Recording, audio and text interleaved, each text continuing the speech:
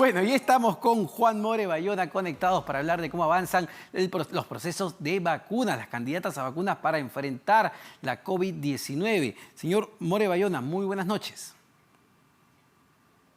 Buenas noches, Omar. Abierta para responder las consultas. Hay una noticia interesante que sale hoy día, me parece, en la Deutsche Welle de Alemania, y lo que dice es que ya el ministro o la ministra de Salud de ese país ha anunciado que para abril del próximo año se tendría ya una vacuna contra la COVID-19. ¿Cómo avanza todo este proceso de investigación? Sí, eso es una noticia que ha salido recientemente. En general, todas las candidatas vacunales están avanzando con sus estudios en fase 3. Ellos ya están teniendo resultados preliminares, principalmente de las reacciones adversas que se observarían en las primeras semanas posterior a la inauguración, ¿no? A la inyección con la candidata vacunal, ¿no? Entonces, esos resultados preliminares ya lo están teniendo. Están obteniendo resultados de inmunogenicidad, dependiendo del tiempo en que han iniciado la fase 3.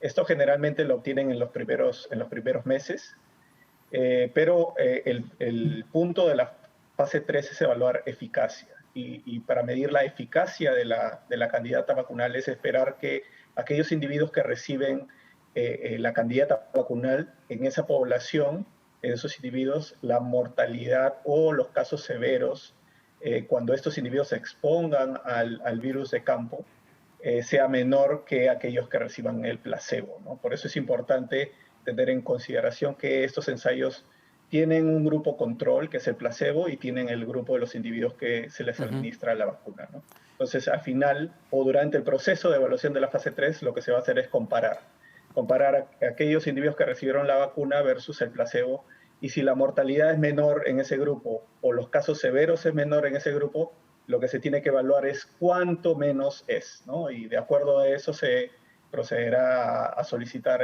la autorización Pero para entonces la aprobación de la candidata, es ¿no? bastante probable ya empezar a hablar de una potencial vacuna contra la COVID-19 para el segundo trimestre del 2021. Es incierto aún porque además de los resultados que comiencen a salir de inmunogenicidad y de eficacia, hay procesos administrativos que tienen que seguir, ¿no? Entonces, es muy prematuro aún hablar de en cuánto se podría tener una vacuna en cuánta fecha.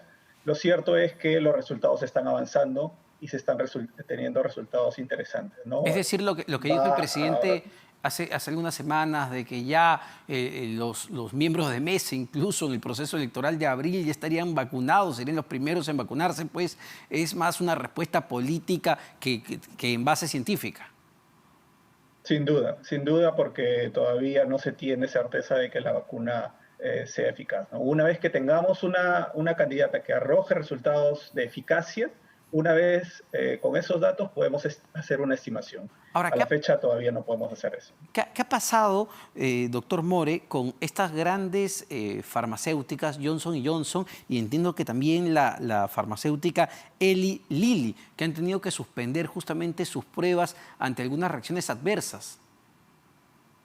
Sí, generalmente estos estudios en fase 3 tienen un comité externo que evalúa, que hace seguimiento a todo el proceso, ¿no? A todo el estudio.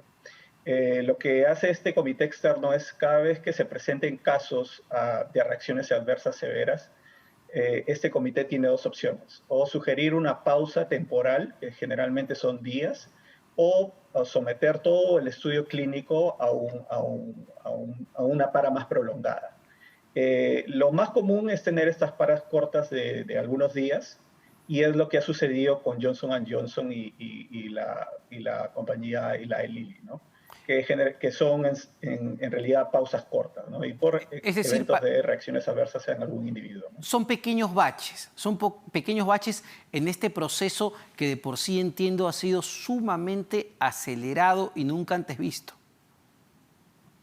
Sí, en realidad son procesos que se han acelerado en el tiempo por la coyuntura, pero lo que hay que señalar que estas pausas son normales, ¿no? Y que es lo normal porque precisamente eso es lo que se busca en estos estudios de fase 3, ¿no? Detectar precisamente esas reacciones adversas. Y cuando hay una reacción adversa, lo normal es parar, ver qué ha sucedido, cuál es la causa, ¿es realmente la inyección o la condición del individuo que sufrió estos eventos adversos?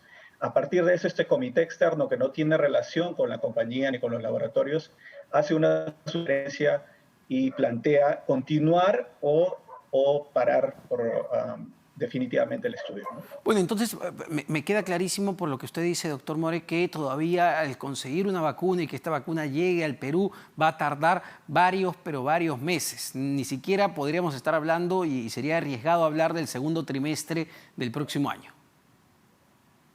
Sí, sí, los tiempos es incierto aún hacer una estimación. Lo bueno es que las candidatas están arrojando resultados interesantes en fase 1, fase 2, fase 3, pero esto todavía necesita un poco más de tiempo para definir exactamente en cuánto tendremos una candidata vacunal en el Perú. Entonces, una de las preguntas que uno se hace, si es que todavía no podemos hablar con seguridad de una vacuna, es qué hacemos en ese periodo, y ahí entramos justamente a los tratamientos que se dan contra la COVID-19, los cuidados que estamos teniendo, las políticas de salud y las políticas de reapertura de la economía. ¿Podríamos estar, doctor More, frente a una segunda ola de contagios? La posibilidad está abierta, ¿no? La posibilidad está abierta, sobre todo con lo que estamos viendo en Europa, ¿no? Los casos de segunda ola que están sucediendo en Europa. Es una posibilidad que suceda en el Perú, sobre todo porque nosotros no conocemos la extensión de cuánto ha sido el impacto de la enfermedad en nuestro país. Eso es algo que deberíamos hacer. Se están haciendo algunos estudios pequeños en algunos departamentos, pero sí es importante que en este momento en el cual tenemos una reducción de casos, ¿no? Se incentive el desarrollo de un estudio mayor de cero prevalencia para estimar cuál ha sido el impacto. A partir de eso podemos discutir cuáles serían los mecanismos para abordar esta siguiente fase, ¿no? Si tenemos que una población mayor que haya sido inmunizada o haya estado expuesta al virus, podemos tomar unas medidas distintas si esta población ha sido menor, ¿no? Entonces, va a depender mucho del estudio que se haga y si eso sí es imperativo en este momento. Doctor More, ¿podemos hablar en este punto de una inmunización? Es decir, ¿podemos estar totalmente seguros de que la gente no se va a volver a reinfectar con el virus si es que ya lo tuvo en un periodo determinado? ¿Qué dicen los estudios científicos? ¿Qué dice, no sé, la experiencia de otros países? Sí, desafortunadamente, nosotros, si bien es cierto, hemos conocido mucho en estos 10 meses al virus, aún hay aspectos que no conocemos, ¿no? Y uno de ellos es la inmunidad. ¿Qué tanto dura la inmunidad en aquel individuo que se puede haber expuesto al virus, ¿no? Es algo que no sabemos. ¿Cuál es la extensión de esa protección y por cuánto duraría, ¿no? Entonces, en ese contexto que aún estamos conociendo esa parte de la respuesta frente a este virus, es lo más prudente mantener las medidas de protección. Aún así, yo haya superado la enfermedad, ¿no? Ese es el mensaje que debo mandar. Aún así, yo me haya recuperado de la enfermedad leve, moderada o severa, en cualquiera de sus formas, debo seguir manteniendo las medidas de protección, ¿no? El uso de mascarillas, el distanciamiento físico, evitar lugares cerrados y aglomerados, concurridos. Esas son las medidas que hasta ahora sabemos que funcionan, que son las más eficaces para controlar la infección, la enfermedad. Ahora, pero ¿cuánto caso le están haciendo nuestras autoridades políticas, doctor More, a justamente el sustento científico? Y se lo pregunto específicamente ya por todo este caso de los medicamentos para tratar la COVID-19, que entiendo desde hace ya 5 meses se venía diciendo de que no estaba comprobado su eficacia y había evidencia en otros países. Sin embargo, se han seguido distribuyendo y recetando no solamente a pacientes hospitalizados, sino de manera ambulatoria. Entonces uno se pregunta, ¿cuánto sustento científico hay en las decisiones que se están tomando? Desafortunadamente, todo lo que hemos visto en estos meses, todas las decisiones que se han tomado, o al menos la mayoría, no han estado muy cercanos, muy relacionados con una evidencia científica, ¿no? Comenzando por el uso de pruebas serológicas que detectan anticuerpos que Ujú. definitivamente no permiten detectar individuos infectados, y con el uso también de estos medicamentos que nunca existió evidencia de que funcionaran, ¿no? En un inicio sí hubieron algunos ensayos por ahí que se querían hacer acerca de que la hidroxicloroquina pudiera tener algún efecto, pero eso rápidamente quedó desvirtuado, y tal es así que en ningún otro país se utiliza un protocolo como el que usamos nosotros, ¿no? Desafortunadamente hemos caído en ese error, y desde mucho tiempo atrás mucho se ha estado hablando de que esto debería ser retirado, ¿no? Porque eh, sumado al hecho de que no ofrece un beneficio a los individuos, a los pacientes, a los enfermos, eh, puede ser incluso contraproducente, ¿no? Y claro, lo que no se pregunta, cualquier ciudadano se preguntaría es si los científicos y los expertos te están diciendo, no solo en Perú, sino a nivel internacional, que esto no funciona. Y no solo no funciona, sino que puede generar riesgos o temas adversos a las personas con COVID-19. La pregunta es por qué los hemos seguido comprando, por qué hemos seguido gastando millones de soles en estos medicamentos. Esa es una pregunta que tampoco no nos explicamos nosotros, ¿no? Quienes hemos estado siempre opuestos al uso de pruebas rápidas de anticuerpo, o el uso de estos medicamentos que no tienen evidencia de ejercer un efecto benéfico. No lo entendemos, sinceramente no lo entendemos. Y ahora, en qué sí debimos y en qué debemos invertir hacia adelante, ya mirando el futuro y entendiendo, porque es importante que entendamos esto, que no va a haber una vacuna en el cortísimo plazo? Dentro de todo lo malo que hemos pasado, lo bueno es que los casos se están reduciendo. La presentación de casos es menor, y en ese momento es el momento clave en el que deberíamos intensificar el uso de pruebas para detección de individuos infectados, ¿no? El uso de pruebas moleculares, ya sean las convencionales, caras, o las rápidas que ya se están desarrollando en el país, el IEDS, unas universidades privadas que están desarrollando, pero también ahí deberíamos comenzar a implementar también el uso de pruebas de antígeno, ¿no? De esas pruebas de antígeno que permiten detectar el virus, ¿no?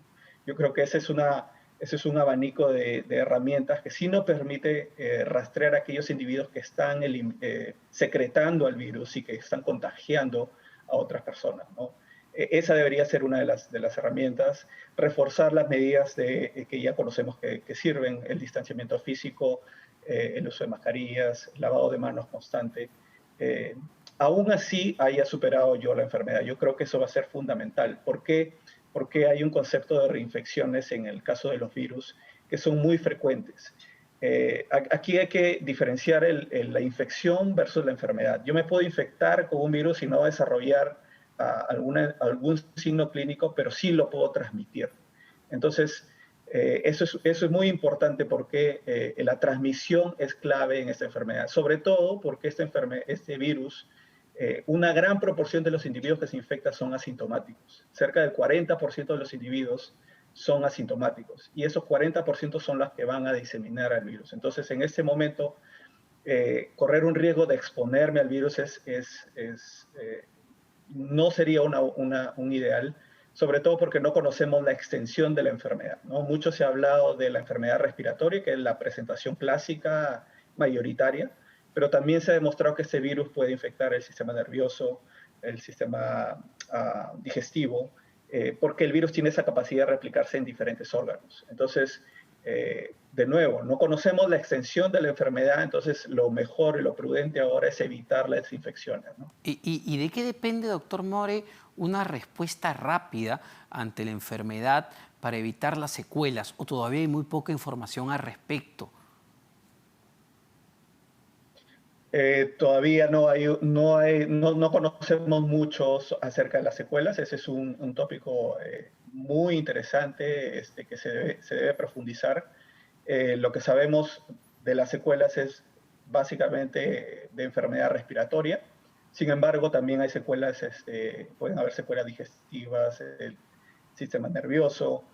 una amplia gama de presentación clínica que pueda suceder, que pueda ocurrir y que a 10 meses no la podemos saber aún, ¿no? Entonces esas secuelas generalmente se ven en el tiempo, ¿no? Y considerando esa posibilidad, lo prudente y lo mejor es evitar la infección, ¿no? Sí, claro, pero No asumir de que ya, porque ya me infecté, ya estoy protegido de la enfermedad. sí, claro, porque muchos también se preguntarán, doctor More, que decimos, bueno, la ivermectina, la hidroxicloroquina no van a ayudar en el tratamiento, sino incluso lo podrían empeorar. Pero muchos se preguntarán, entonces, si yo me infecto de la COVID-19, ¿qué hago? ¿Cómo me puedo proteger? ¿Qué tratamiento puedo seguir? ¿Existe ya esas respuestas? Lo único que se está haciendo en otros países es el tratamiento sintomático, ¿no? Es el tratamiento de acuerdo a lo que uno muestra. Hay que recordar que el 80% de los individuos que se infectan no van a desarrollar una enfermedad grave. Entonces, es que ni siquiera moderada, ¿no? Muchos de ellos van a pasar, como les digo, cerca del 40% son asintomáticos, no van a desarrollar una enfermedad clínica. Y un gran porcentaje tendrá un desarrollo de enfermedad leve como una gripe normal. Entonces, en ese contexto que un gran porcentaje de los individuos infectados no van a desarrollar una enfermedad grave, esto es importante, el manejo sintomático es lo que se recomienda, ¿no? Si tengo una elevación de temperatura, tengo fiebre, manejar la temperatura. Si tengo secreciones, evitar tomar algún medicamento, pero eso evidentemente recomendado por un médico, ¿no? Siempre el tratamiento debe ser Perfecto. mandado Perfecto, por un doctor. médico, ¿no? Muchas gracias, muy esclarecedor realmente conversar con usted, el doctor Juan More Bayón, investigador de la Universidad Nacional Mayor de San Marcos y doctor en inmunología comparada. Se nos ha ido el tiempo en las 5 de las 7, pero no se vayan, no se despeguen de la programación de RPP Televisión porque ya viene Tatiana Alemán con las claves del día. Muy buenas noches.